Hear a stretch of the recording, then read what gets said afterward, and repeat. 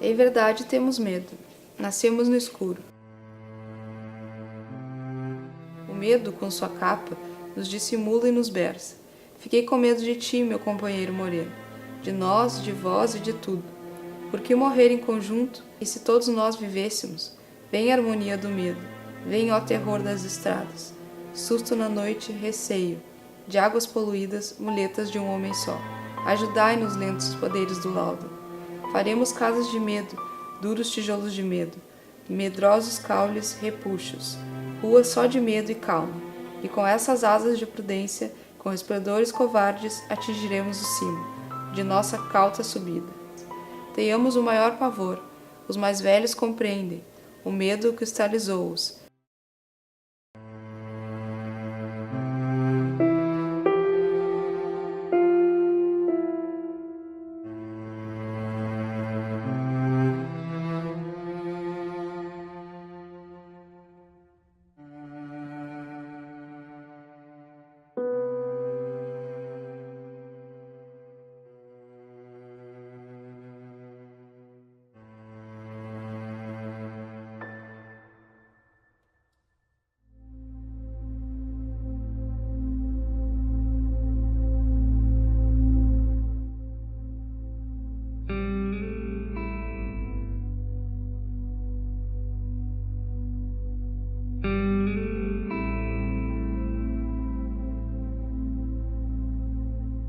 Vamos imaginar uma situação, né? Que a gente está lá de férias, está na selva e daqui a pouco a gente está fazendo lá uma trilha e a gente se depara com um leão, né? A gente se deparou com um leão, o nosso cérebro processou aquela informação e ele processa essa informação muito rápido, né? E a partir disso, então, né, a nossa amígdala lá é extremamente, né, ativada, né, nessa situação.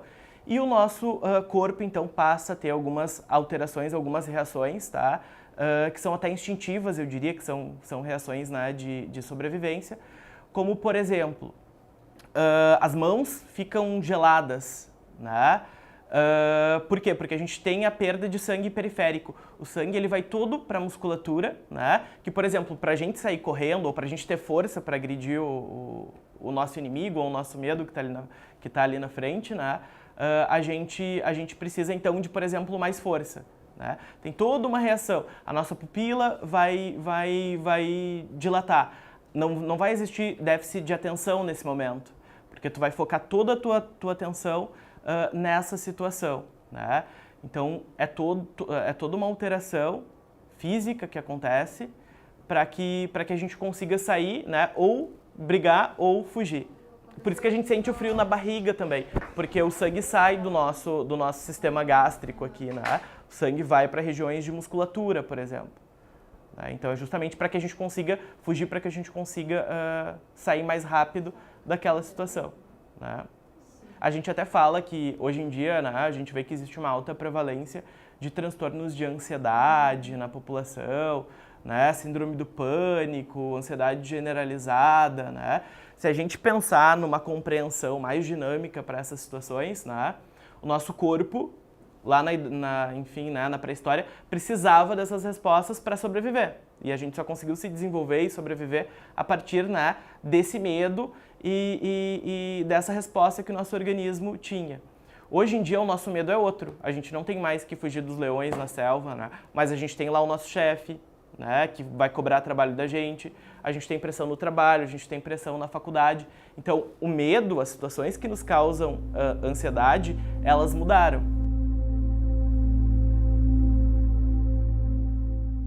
Eu tenho medo da morte, acho que desapontar meus pais, que eles fazem tanto pelos filhos, né, em geral, não só por mim. Principalmente do que está acontecendo agora, da cultura do nosso país. Muito ódio e a gente já viveu isso antes.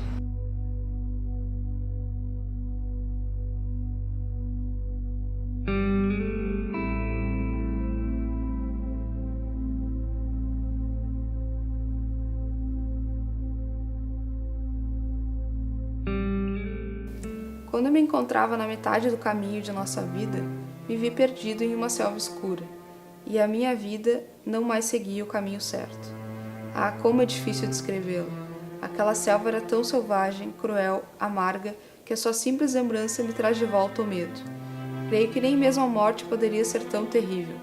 Mas para que eu possa falar do bem que ali resultou, terei antes que falar de outras coisas, que do bem passam longe. Eu não sei como fui parar naquele lugar sombrio. Sonolento como eu estava, devo ter cochilado e por isso me afastei da vida verdadeira. Mas ao chegar ao pé de um monte onde começava a selva que se estendia vale abaixo, olhei para cima e vi aquela ladeira coberta com os primeiros raios de sol.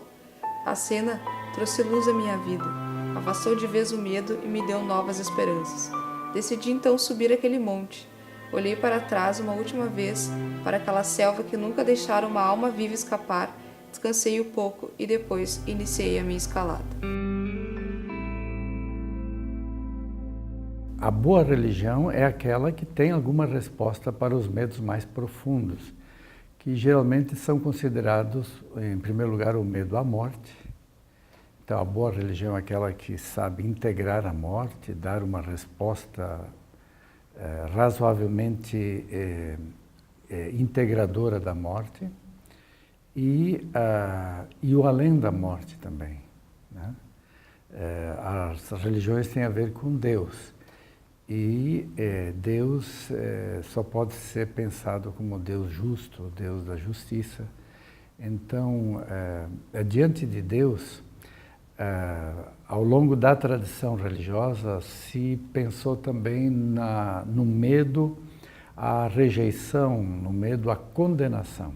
Ou seja, falando de uma forma bem tradicional, medo do inferno. E na Escritura, embora nós tenhamos medo para muitos gostos, vamos dizer assim, o fato é que quando se diz temor de Deus, a palavra que está no livro dos Provérbios, o temor de Deus é o começo da sabedoria, não é o que popularmente às vezes se podia dizer teologia do cagaço. É levar em consideração Deus, ter em conta Deus no seu projeto de vida. Isso seria o temor de Deus. Na pior das hipóteses, houve momentos em que a religião, as igrejas, podem ter se aproveitado do medo, ou seja, administrado o medo para ganhar alguma coisa com o medo. E que, portanto, o medo seria uma maneira de manter os seus adeptos, seus fiéis, dentro daqueles propósitos da igreja. Mas esse é o lado pior, é o lado, digamos, malicioso até, não sei se consciente ou até inconscientemente. No entanto, a melhor resposta, agora o lado melhor, a boa religião não é a religião tal do ponto de vista institucional.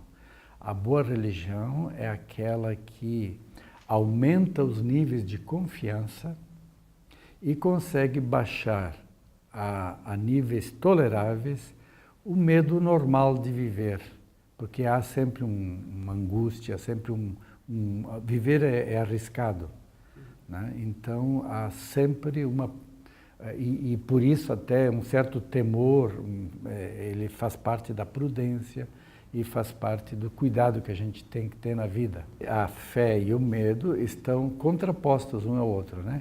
Quem tem fé não tem medo.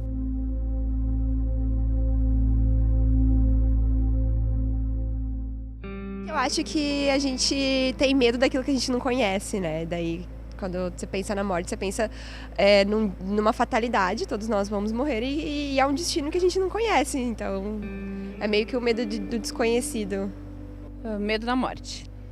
Por quê? O que tu acha que vai acontecer depois? Porque a gente não tem certeza do que vai acontecer, né? Isso causa uma insegurança. Acredito que seja por isso que eu tenho medo, apesar de se ter uma crença.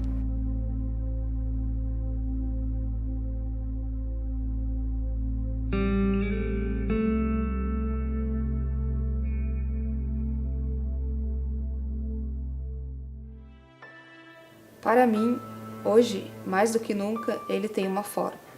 Ele tem fome, o meu medo me come, pelas beiradas, vai chegando como quem não quer nada, e se instala. Quando vejo, meu medo já me devorou inteira e está lambendo os beiços e os dedos. Meu medo é quase gente de tão real. Não que gentes sejam reais, mas como se fossem. Meu medo está aqui, sentado na mesa, na cadeira do lado, agora de barriga cheia, brinca com os guardanapos, faz dobraduras com eles para passar o tempo. O meu medo, ele não perde tempo, ele fala uma frase aqui e outra lá, e tem sempre um silêncio carregado de memória para me aterrorizar. Sou o prato sempre cheio para o meu medo, sou sua melhor comida e ele sempre o meu melhor cozinheiro. A psicologia vê o medo como uma reação fisiológica saudável e esperada do ser humano. Todos nós sentimos medo, né? E é importante para a nossa sobrevivência que a gente sinta medo. Então a gente precisa do medo em algumas situações que ameacem a nossa vida ou a vida de alguém que a gente se importa, para justamente poder reagir. Isso é um comportamento saudável que o indivíduo faz. O que eu entendo, né? Que quando que o medo começa a virar um problema? Quando não tem um perigo real que ameace a tua vida, mas a longo prazo isso vai trazendo sofrimento, porque a gente vai deixando de fazer coisas que são importantes, convivendo com pessoas que a gente gostaria de conviver, fazendo atividades que gostaria de fazer para a vida que a gente quer ter e para a pessoa que a gente quer ser, e acaba trazendo sofrimento nesse sentido, e a gente entra num padrão muito rígido de comportamento, de eu só posso agir assim para não entrar em contato com medo, né? E pensando até em situações graves, isso vai nos deixando muito sem muitas escapatórias, né? Que é, bom, se eu sair na rua, então eu estou exposta a qualquer coisa. Na questão contemporânea, não só para o medo, mas para todas as emoções desagradáveis. Isso é um movimento que, na realidade, já vejo há bastante tempo. A gente é cada vez mais difícil entrar em contato com sensações e sentimentos e pensamentos, enfim, desagradáveis. E isso é um movimento muito, essa epidemia do tu tem que ser feliz e tem que estar bem, e ninguém pergunta, tá tudo bem contigo, querendo saber uma resposta verdadeira, sempre, Então, parece, isso é muito, muito cultuado, assim, na nossa cultura, principalmente cultura ocidental, porque os orientais, nesse sentido, já são diferentes. E acaba muito nessa ideologia de tu tem que ser feliz o tempo inteiro, tu tem que estar bem o tempo inteiro. Se tu tem qualquer emoção desagradável e tu cede a ela, e tu cede ao medo, à raiva ou qualquer coisa, é um sinal de fraqueza. Então, tem muito isso. E daí, o que isso gera? Primeiro que é muito mais difícil entrar em contato com essas emoções desagradáveis. A gente está numa era que as pessoas estão muito medicadas, né? E medicadas no sentido de, ok, quando tu precisa da medicação, que ótimo, tem que tomar mesmo. Mas medicadas para não, assim, anestesiadas para não sentir essas sensações desagradáveis que fazem parte da vida. E é muito isso que eu defendo, o medo faz parte da vida e é importante a gente sentir ele, assim como outras emoções que também às vezes são difíceis de sentir, como a raiva, a tristeza. E se a gente não dá abertura para essas emoções, é quando a gente começa a entrar nesse padrão mais enrijecido de comportamento. Sair um pouco da zona de conforto, de tudo bem, talvez eu fique um pouco ansiosa, talvez eu sinta um pouco de medo, talvez o meu corpo vai reagir, eu vou tremer um pouquinho e tudo bem, né? Fica esse convite de sair um pouquinho da zona de conforto e ao mesmo tempo cuidando para não se expor a uma situação que talvez ali naquele momento não consiga dar conta. Então, de passinho em passinho.